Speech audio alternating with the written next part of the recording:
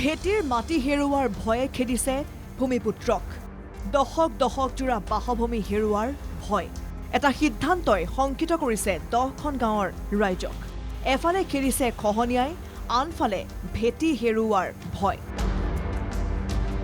যি সময়ত ৰাজ্যৰ মুখ্যমন্ত্ৰীয়ে সভাই সমিতিয়ে খিলঞ্জীয়া ভূমিপুত্ৰক ভূমিৰ পট্টা দিয়াৰ অংগীকাৰ কৰিছে তাৰ বিপৰীতে কিন্তু নিজৰ কৃষিভূমি ঘৰ ভেটিটো হেৰুৱাৰ উপক্ৰম হৈছে এইসকল ৰাইজৰ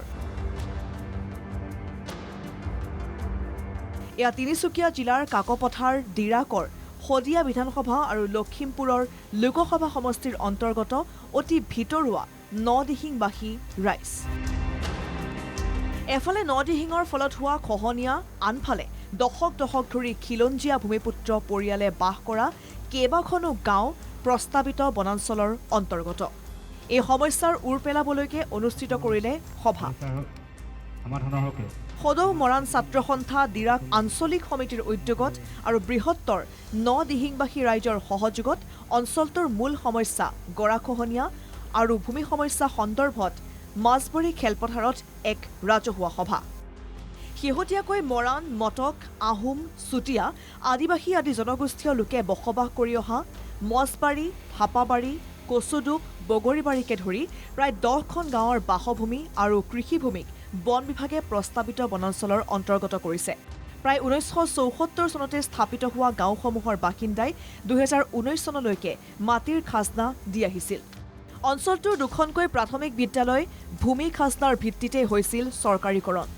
তৎসত্ত্বেও উক্ত অঞ্চলক প্ৰস্তাৱিত কুমচাং বনাঞ্চলত অন্তৰ্ভুক্ত কৰাটো মানিবলৈ অনিচ্ছুক ৰাইজ তথা সংগঠন শীঘ্ৰে উক্ত গাঁওকেইখন ডিফৰেষ্ট ঘোষণা কৰি ৰাজহ গাঁৱৰ স্বীকৃতি প্ৰদান কৰিবলৈ দাবী জনায় সদৌ মৰাণ ছাত্ৰ সন্থাৰ লগতে স্থানীয় ৰাইজে আচলতে এই অঞ্চলটো যোৱা 74 পৰা মানে যোৱা 2019 বৰ্ষলৈকে খাজানা গ্ৰহণ কৰি আছিল যদিও কিন্তু এই অঞ্চলটো চৰকাৰে মানে প্ৰপ'জ ফৰেষ্টত ৰাখিছো বুলি অৱগত কৰি পেলাই ইয়াৰ জনসাধাৰণক আচলতে এটা শংকাত ভুগাই ৰাখিছে আমি যোৱা সময়ছোৱাত আচলতে চৰকাৰক বিভিন্ন সময়ত স্মাৰক পত্ৰৰ যোগেৰে প্ৰত্যেকখন চৰকাৰকে দাবী জনাই আহিছো যে এই অঞ্চলটোৰ বৃহত্তৰ অঞ্চলটোক আচলতে প্ৰপ'জ ফৰেষ্ট পৰা উঠাই ডিফৰেষ্ট কৰি আচলতে তেখেতসকলক ম্যাদী পট্টা প্ৰদান কৰিব লাগে এখন ৰেভিনিউ ভিলেজ কৰিব লাগে সন্থাৰ দাবী যদিহে অঞ্চলটোৰ গাঁওসমূহক প্ৰস্তাৱিত বনাঞ্চলৰ অন্তৰ্ভুক্ত কৰে চৰকাৰ প্ৰশাসনে আৰু বন বিভাগে ৰাইজৰ পক্ষে যাৱতীয় পদক্ষেপ গ্ৰহণ নকৰে তেন্তে এইসকল খিলঞ্জীয়া লোকৰ অৱস্থা তথৈবচ হৈ পৰিব তেখেতসকলক আমি দাবী জনাইছো অতি সোনকালে আচলতে আমাৰ এই প্ৰপ'জ ফৰেষ্টখন ডিফৰেষ্ট কৰি পেলাই আমাৰ এই মানুহখিনিক খিলঞ্জীয়া ভূমিপুত্ৰ বিশেষকৈ মৰাণ আৰু মটক জনগোষ্ঠী ব্যক্তিসকলে বসবাস কৰা এই বৃহত্তৰ অঞ্চলটোক আচলতে তেখেতসকলে ম্যাদী পট্টা প্ৰদান কৰিব লাগে এই অঞ্চলৰ গাঁওসমূহত প্ৰচুৰ পৰিমাণে কাজি নেমুৰ খেতি কৰা হয় এটা সময়ত চৰকাৰৰ বিভাগে এই অঞ্চলক লেমন ভিলেজ হিচাপে স্বীকৃতি দিছিল কিন্তু এতিয়া যেন ইয়াৰ কৃষক ৰাইজৰ সপোনবোৰ ইতিহাসৰ পাতত বিলীন হোৱাৰ পথত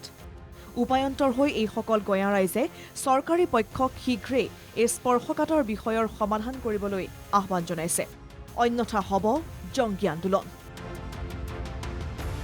শদিয়াৰ পৰা ইন্দ্ৰজিৎ গগৈৰ ৰিপৰ্ট NKTV+।